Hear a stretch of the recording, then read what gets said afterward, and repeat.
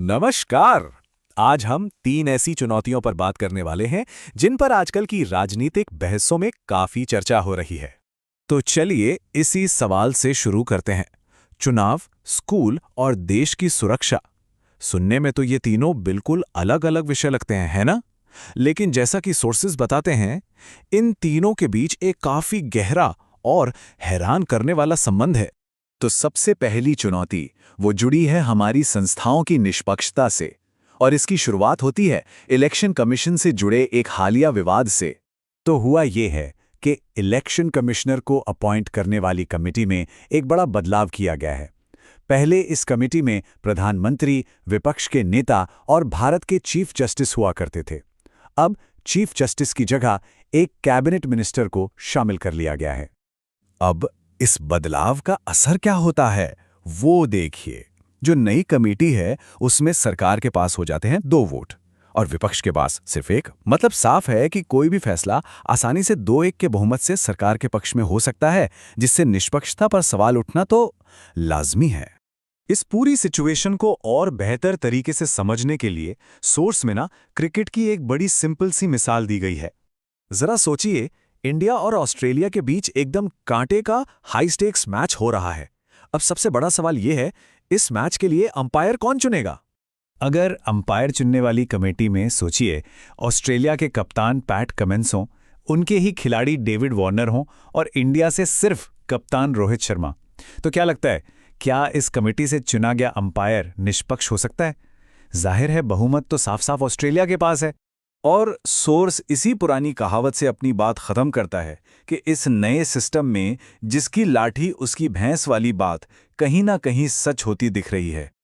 चलिए अब आगे बढ़ते हैं और देखते हैं दूसरी चुनौती को, जो जुड़ी है सोशल सर्विसेज यानी सामाजिक सेवाओं तक पहुंच से। और यहां बात हो रही है एजुकेशन के बाजारीकरण की। सोर्स में तर्क यह है कि आज शिक्षा एक पब्लिक सर्विस से ज्यादा एक प्राइवेट बिजनेस बनती जा रही है, जिसका मेन मकसद बस मुनाफा कमाना है। और इसमें कुछ प्राइवेट स्कूलों से जुड़ी खास शिकायतें भी गिनाई गई हैं, जैसे फीस को मनमाने ढंग से बढ़ा देना, पेरेंट्स को मजबूर करना कि किताबें और यूनिफॉर्म स्कूल से ही खरीदो, फालतू के फंड वसूलना, और तो और एडमिशन के लिए भी सिफारिश लगना। सोर्स के मुताबिक कुछ स्कूलों का एटीट्यूड तो इतना साफ है कि वो कहते हैं हैसियत नहीं है तो निकल लीजिए। ये एक लाइन ही काफी है ये दिखाने के लिए कि कैसे अच्छी शिक्षा कुछ लोगों की पहुंच से दूर होती जा रही है। और ये एक ऐसा सवाल है जो सच में सोचने पर मजबूर करता है कि अगर पढ़ाई जैसी बेसिक चीज के लिए सिफारिश की जरूरत पड़ने लगे, तो क्या ये माना जा सकता है कि सिस्टम ठीक से काम कर रहा है? और अब आते हैं तीसरी और आखिरी चुनौती पर। यह नेशनल यूनिटी यानी राष्ट्रीय एकता के ताने बाने से जुड़ी है। और इसका मेन तर्क यह है कि देश के अंदर का बंटवारा वही असल में नेशनल सिक्योरिटी के लिए सबसे बड़ा खतरा है।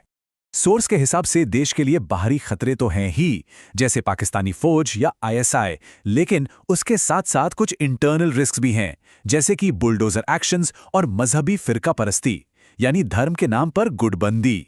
तो सोर्स का जो मेन आर्ग्यूमेंट है वो ये है कि जब हम अंदर से ही बंट जाते हैं या किसी एक कम्युनिटी को टारगेट किया जाता है, तो हम अनजाने में ही अपने बाहरी दुश्मनों को मजबूत कर रहे होते हैं। और इसीलिए सोर्स में एक अपील की गई है कि नेशनल सिक्योरिटी और फॉरेन पॉलिसी जैसे जो गंभीर मुद्दे हैं, उन्हें कम से कम पॉलिटिकल खींचतान से दूर रखा जाना चाहिए। तो हमने 3 बिल्कुल अलग अलग मुद्दे देखे, चुनाव, शिक्षा और राष्ट्रीय एकता। अब सवाल उठता है कि क्या इन सबके बीच कोई कॉमन थ्रेड है, कोई एक साझा सूत्र? चुनाव, शिक्षा, एकता, जब इन सारे सोर्सेस को एक साथ देखा जाता है तो एक कॉमन लिंक साफ नजर आता है, और वो है हमारे पब्लिक इंस्टीट्यूशंस का स्वास्थ्य, यानी वो कितने मजबूत और निष्पक्ष हैं। फिर चाहे वो इलेक्शन कमीशन हो, हमारा एजुकेशन सिस्टम हो, या फिर समाज में एकता बनाए रखने वाला पूरा ढांचा हो। और इसी सवाल के साथ हम आज की ये पूरी चर्चा खत्म करते हैं। ये एक बहुत जरूरी बात है सोचने के लिए कि जब संस्थाएं कमजोर होती हैं, जब उनकी निष्पक्षता पर ही सवाल उठने लगते हैं, तो इसका सबसे गहरा और सबसे ज्यादा असर आखिर किस पर पड़ता है?